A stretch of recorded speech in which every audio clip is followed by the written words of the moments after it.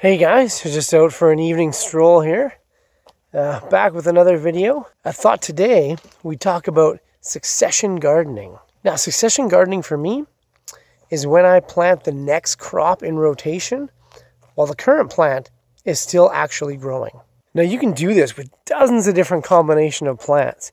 It works really well. It saves on time, it saves on space, and it keeps you motivated to keep growing throughout the season. So I was in the garden today and I took videos of a few examples of how I'm doing succession gardening already this early in the summer. So for me, I found the greatest success with succession gardening is using plants that grow up nice and tall. Most vine plants are great candidates for succession gardening. So my all-time favorite go-to plant would be peas. Sugar peas, snap peas, Oregon giant pea pods, whatever. Peas are the single greatest succession plant you can have in your garden. So, there's 3 reasons why pea pods are the best. Number 1, they get along with everything. There isn't really anything that doesn't grow well with them. Number 2, peas are a legume. They actually leave your soil more nutritious after you harvest them than before you planted them. They're the only plants that do that. And number 3, and this is a biggie, they grow quick and they love cool weather. So they're the most fantastic plant to put in March and April, before your tomatoes and peppers and eggplants go in and cucumbers. So growing in this cool weather means that they can fill up the fringe spaces of when your other plants aren't really growing so well. From say February to April, it's too cold to put your tomatoes and peppers and cucumbers out. Have those peas growing like crazy. And then put your tomatoes and peppers in there without harvesting the peas. Have them grow side by side. Harvest all your peas in, say, May and June. Cut them all down. Remulch the soil with the foliage. Eat all your pea pods like you normally would. All summer long, you're growing your tomatoes, peppers, eggplants, whatnot. And then, when your tomato plants are probably before they start failing, say in late August, put in another batch of peas. All through September and October, you're enjoying peas again. Just as much or even more than you enjoyed in the spring. I know it sounds like a radical concept to some of you. People get this idea of vegetable gardening where, I put my tomatoes out, and my lettuce and my carrots in late spring, and then I harvest it all, and then I pack up for the winter, and that's it. You're not going to maximize your garden that way. And this succession gardening, even if you have harsh winters, it's this overlap of crops that allows you to maximize your yields, even if you have terrible winters. So, let's head back to the farm. I'll show you a few examples of the succession gardening in action, because it's going to be time for some of these peas to come out as my vine tomatoes are taking over. So we'll cut a few of those down, show you how I do it. And then at the end of the video, maybe we'll go to the greenhouse and I'll run over a few different varieties that you can do this with, a few examples that work well for me here in the Pacific Northwest. So let's head back there now while we still have some daylight, and I'll show you exactly what I'm talking about. Hey guys, back at the greenhouse. Had to do the video today. We got back from the walk too late. It was too dark and I was too tired. So anyway, here we are. I was just checking out this cherry tomato plant. It's about 5 feet tall. Just starting to get all the flowers on it.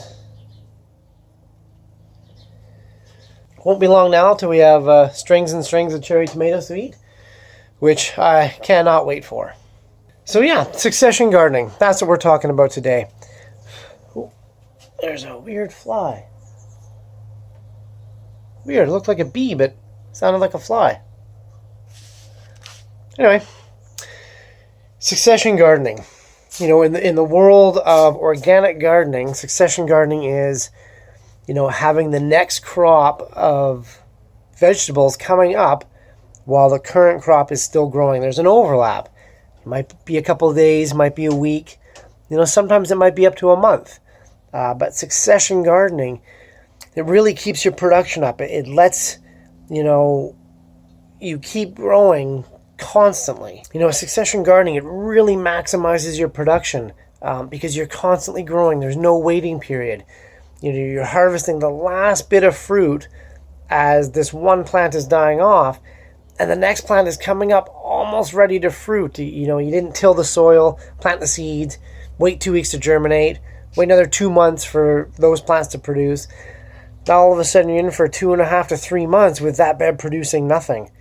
In succession gardening, every bed, even in a temperate climate like this, I'm growing 4 to 5 crops per bed per year. So as I mentioned before, peas and beans are the primo succession croppers. They're great to come in before the next set of plants comes in, and they're great to plant while the next set of plants is dying down. So let's go look at an example of some sugar snap peas being succeeded by some vine tomatoes. So before we get there, I don't know if you remember, this is the bed that we weeded using the no-till method. Now, the ranunculus has been kept down, which is great. There's a few dandelions coming up, which is okay because they're edible, so I'm going to consider them a crop. This kale here is really boomed ahead, which is surprising because this red Russian stuff doesn't like the heat. But I'm going to keep it going. It's a volunteer here. It is a weed, but I'm going to keep it going. And it's not really affecting these Romas quite yet. And, the rainbow chard, whew, man, it straightened right up. Took about 2 days to straighten up. And now it's not looking back.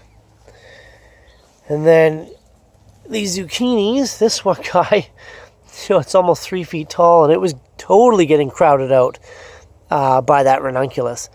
When you look close in the corner there, it's already got a giant zucchini going. Fantastic. I did not disturb the soil, and these plants are rewarding me for it. Okay, so as you can see behind me here, I have 3 rows.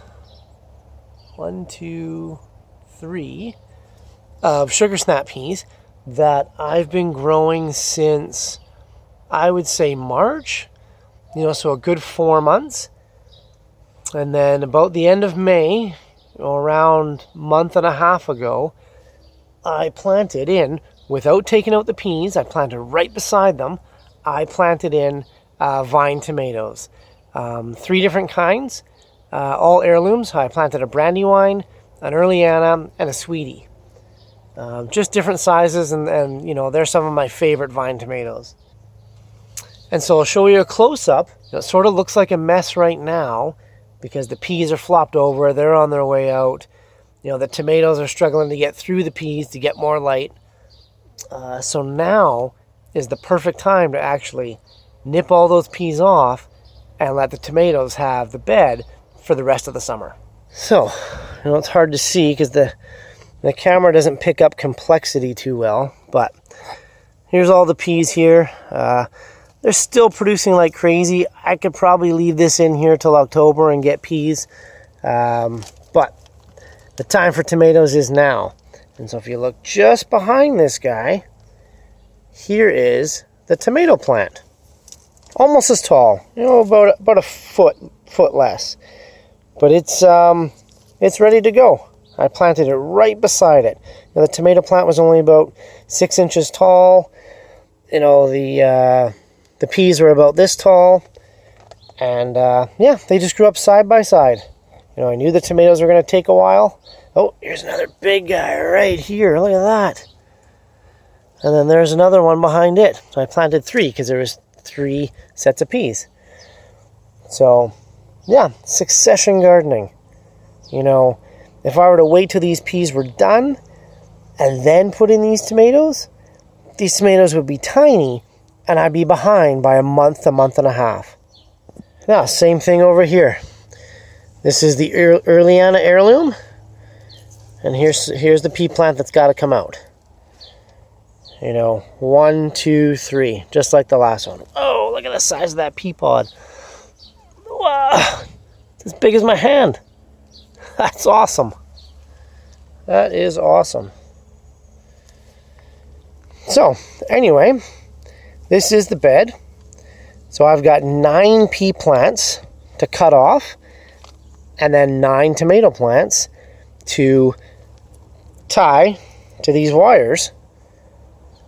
And that's it. Let's just go ahead and do it. Okay, so here we go. I got the 9 pea plants out of there, and I got these tomatoes staked. So, I know what you're thinking. Oh no, you know, it doesn't look great. It's not aesthetic, you know, but this is just like that other no-till weeding bed all over again. You know, the tomatoes and the peas were growing up together. They were using each other for support. So now these tomatoes look like they flopped over a bit. But you just got to give them a couple days to grow on their own, and they'll flesh out. They'll find their way, you know, up these strings, you know, and all of a sudden it'll look like a different bed. So you got to keep it in context. But yeah, all those peas are out of there. So the last row is a bit of a hassle. Don't know if you can see, but I got stung right there. As it was weeding, I found these guys. A couple of them nabbed me on the wrist. So anyway, there's paper wasps. I'll leave those guys there. We love those guys because they eat aphids. So I don't get rid of them.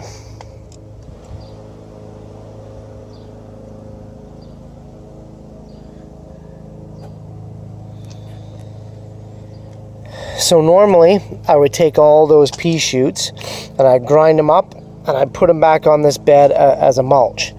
You know, like we talked about earlier. Oh, you can see my fishies.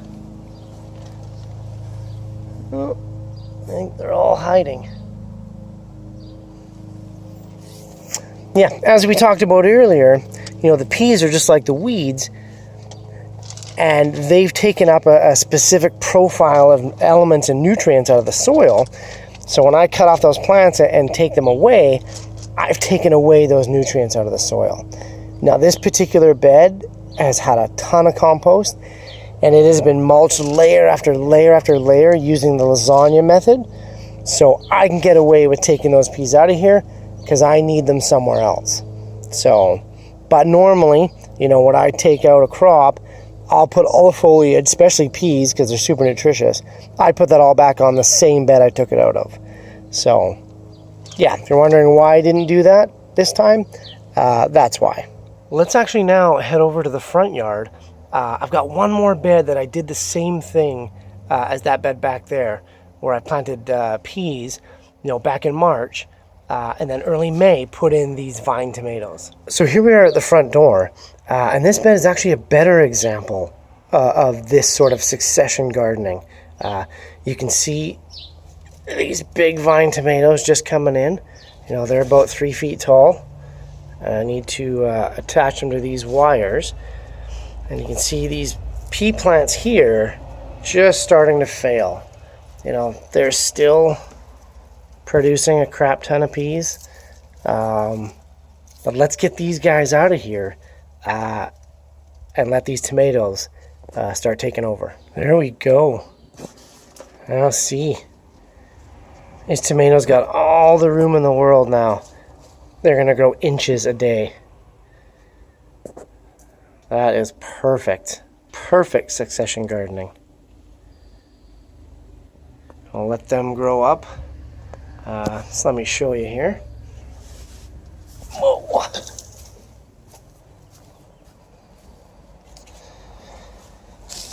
You know, they can actually grow up these vines all the way up up almost to my roof. About 18 feet, I think I measured it at. So these tomatoes got a ways to go. And they're sharing the bed with a couple little pepper plants. Just for fun. Yeah. Okay, let's head back to the greenhouse and discuss this concept further. Oh, gotta nab a couple of these guys. Ooh, yeah.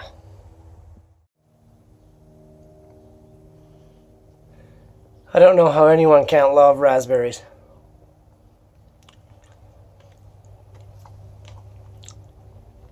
They're my absolute favorite. So a few final points about succession gardening here. A lot of people confuse it with companion planting. In my opinion, it's sort of a more advanced form of companion planting, but actually easier because it's just a small overlap, but it's more calculated. Sometimes the overlap is only a couple of weeks to a month. So the plants don't necessarily need to be what you would consider a companion plant. You can grow quite a lot of these different plants that are not incompatible, but normally wouldn't be planted together. You can do it because it's just a small overlap. You're just getting that next set of plants rooted, ready to go, and growing out the final stages of the initial crop that you had in there. The other point I'd like to make, and this is probably the biggest one, is that succession gardening really works the best with starter plants and not seeds. A lot of times you can't get that second crop, if you do it from seed, to germinate because it is simply just crowded out by that first crop. So it really works with plants that you're doing from starter plants. Another point I'd like to make is think of succession gardening as seasons, but just seasons that overlap. You wouldn't really grow your peas in the summer, but a lot of times the end of your pea crop extends into summer. Same with tomatoes. Here in the Pacific Northwest, we wouldn't be growing tomatoes in March. They're in the greenhouses, growing in their 4-inch pots, waiting to be transplanted outside. And so you want to get these tomatoes and your peppers and your cucumbers out into the soil before those peas and other crops. You could do a kale, a broccoli, a lot of these early spring crops. You want to get your tomatoes and cucumbers and that out there before those other plants are ready to come out. And you don't want to keep them in these pots and get them pot bound and long and lanky. You want to get them out into the garden ready to go. And so instead of dealing with this overlap and worrying about it, just plant them side by side. Yeah, so instead of having your plants, sitting in the greenhouse too long, growing long and lanky, or conversely, pulling out your cold spring weather plants too early before you've harvested all that you can harvest, plant them together, let their growing season overlap, and maximize your harvest. And so the final point I'd like to make here is when you're doing this for the first time, just go simple. This method really works the best with peas and tomatoes because their seasons just overlap perfectly. The peas set up the soil just perfectly for how much nutrients something like a vigorous tomato plant will need for the growing season. Yeah, it's just an easy, simple combination to do to get your feet wet in the world of succession gardening. So hopefully this fall, we can observe the reverse of it and maybe do a few more advanced combination of plants. And I can show you how I transition from a summer garden to a fall garden without losing a beat using succession gardening. Anyway, thanks for joining me, guys.